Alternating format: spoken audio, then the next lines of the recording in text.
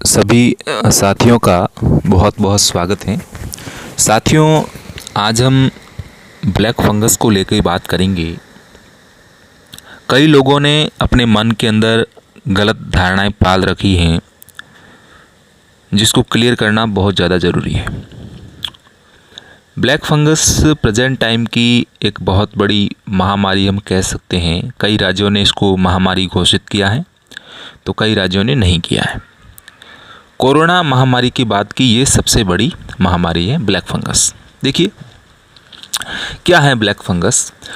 तो साथियों, जो ये ब्लैक फंगस है ये एक नॉर्मल, एक सामान्य सा क्या है, कवक है। एक सामान्य सा कवक जिसको हम फंजाई भी बोलते हैं, ये एक नॉर्मल कवक या फंजाई है। इस ब्लैक फंगस को मेडिकल टर्मिनोलॉजी के अंदर म्यूकोमाइकोसिस बोलते हैं।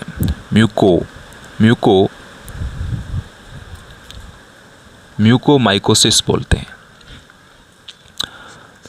तो मेडिकल टर्मिनोलॉजी के अंदर ब्लैक फंगस को म्यूकोमाइकोसिस कहा जाता है, जो कि एक सामान्य कवक अर्थात फंजाई है। क्या ये शुरू से ही वातावरण में मौजूद रहा है? तो यहाँ पे उत्तर बिल्कुल सही है हमारा कि हाँ, बिल्कुल यह शुरू से ही वातावरण में मौजूद रहा है। ऐसा नहीं है कि ये कोरोना के बाद ही पनपा है, नहीं, शुरू से ही यह वातावरण में मौजूद रहा है। देखिए, अगर ये शुरू से ही वातावरण में मौजूद रहा है तो यह अपना असर अब क्यों दिखा रहा है? ये प्रश्न अब बहुत बड़ा प्रश्न है। ये अपना असर अब क्यों दिखा रहा है? कारण क्या है? इसका रीजन क्या है? देखिए, इसका कारण मैं समझाता हूँ। सबसे पहला कारण कोरोना। सबसे पहला कारण क्या हो गया साथियों? कोरोना हो गया। दूसरा इसमें कारण क्या हो गया? दूसरा इसका कारण हो गया डायबिटीज। अब ये दोनों कारण हैं। दोनों कारणों को समझिएगा कि कैसे। एक प्रश्न आपके मन में ये भी उठ रहा होगा कि क्या सर इस ब्लैक फंगस के केसेस कोरोना से पहले थे? तो बिल्कुल हाँ, हमारा उत्तर होगा बिल्कुल हाँ। इसके केसेस पहले भी थे, ब्लैक फंगस के केसेस पहले भी आ रहे थे, लेकिन उनकी जो संख्या थी वो कम थी। वर्तमान में इसकी संख्या क्या है? ज़्यादा है। पहले इसकी संख्या क्या थी? कम थी, लेकिन प्रेजेंट टाइम के अंदर इसकी संख्या क्या है? ज़्यादा है। उसका कारण क्या है? उसका कारण कोरोना है। अब समझिए कोरोना कारण क्यों है। कोरोना के अंदर लोगों ने क्या किया? स्टेरॉइड ज़्यादा लिए। दूसरा, वो वेंटिलेटर पे रहे। तीसरा, वो ऑक्सीजन सपोर्ट पे रहे। स्टेरॉइड लेने की वजह से, वेंटिलेटर पे रहने की वजह से या ऑक्सीजन सपोर्ट पर रहने की वजह से उन लोगों के अंदर जो उनकी इम्यूनिटी थी, एक वो कम हो गई।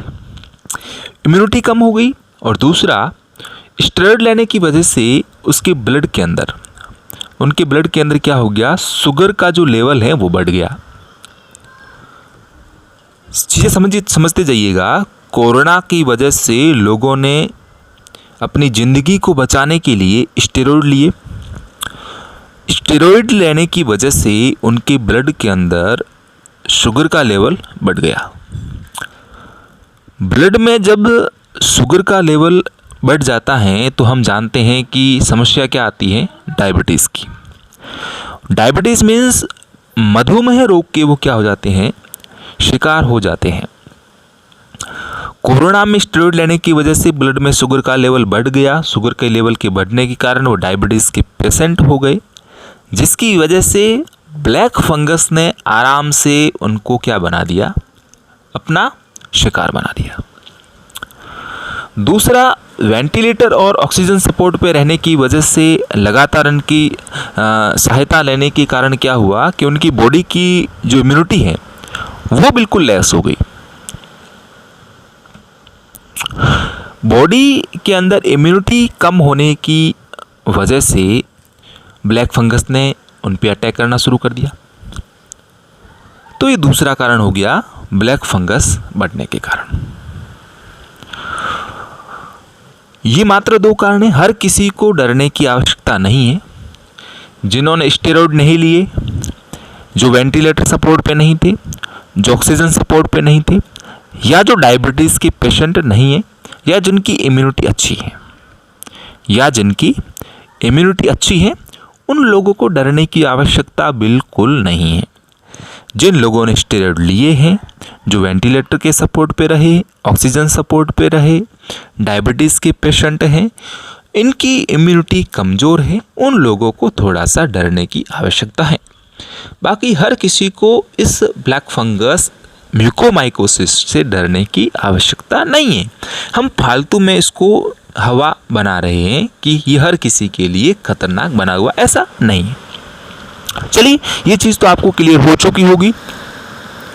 अब हम आगे चलते हैं, इसके कुछ लक्षणों के बारे में पढ़ते हैं कि जिन लोगों को ब्लैक फंगस हो गया है उनमें कौन कौन से सिम्टम्स शो हो रहे हैं। पहला आप देखिए कि जो ब्लैक फंगस के शिकार बन चुके हैं, ब्लैक फंगस का जो शिकार बन चुके हैं, उनमें पहला सिम्टम लगेगा सिर दर्द का।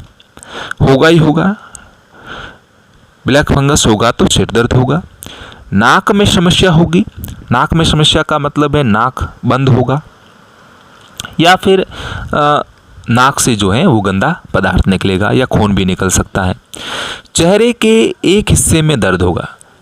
एक हिस्से में क्या होगा? दर्द होगा, या सूजन भी आ सकती है।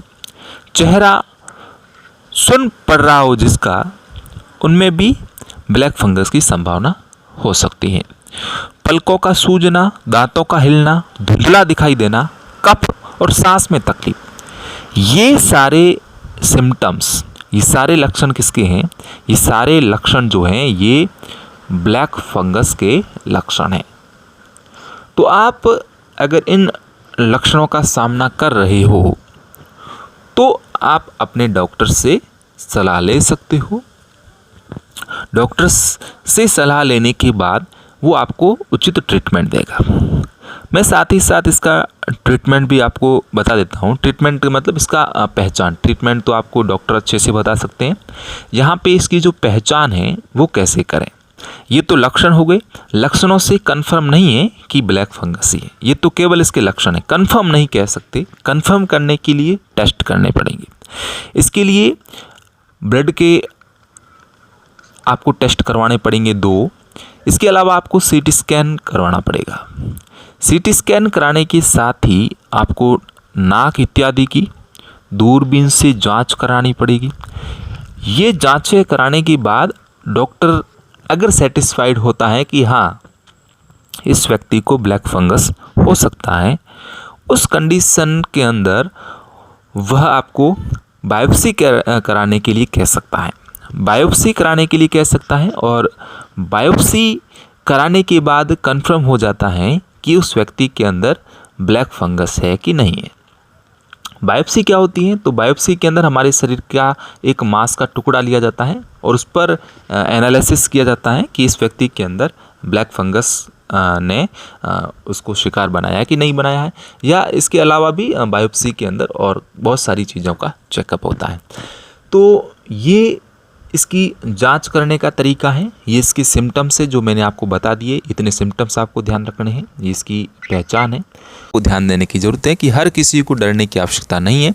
ये एक नॉर्मल कवक ही है, नॉर्मल कवक ही है, सामान्य कवक ही है जो वातावरण में शुरू से मौजूद रहा है। तो डरने की आवश्यकता नहीं है। जो बिल्कुल एकदम हेल्थी हैं या जिनको किसी प्रकार का पहले रोग नहीं हुआ है, जिनकी इम्यूनिटी बेहतर है, जो कोरोना के पेशेंट नहीं रहे भी हैं तो अब वो अच्छे से रिकवर कर चुके हैं, तो उनको डरने की आवश्यकता नहीं है। ब्लैक फंगस एक सामान्य कवक है, तो बिल्कुल डरने की आवश्यकता नहीं है। ये हानिकारक या खतरनाक उन्हीं में है जिनके अंदर शुगर का लेवल बढ़ चुका है। चलिए साथियों, आप इन चीज़ों को समझ चुके होंगे। लगातार हमारे साथ जुड़े रहें। आपका बहुत बहुत धन्यवाद।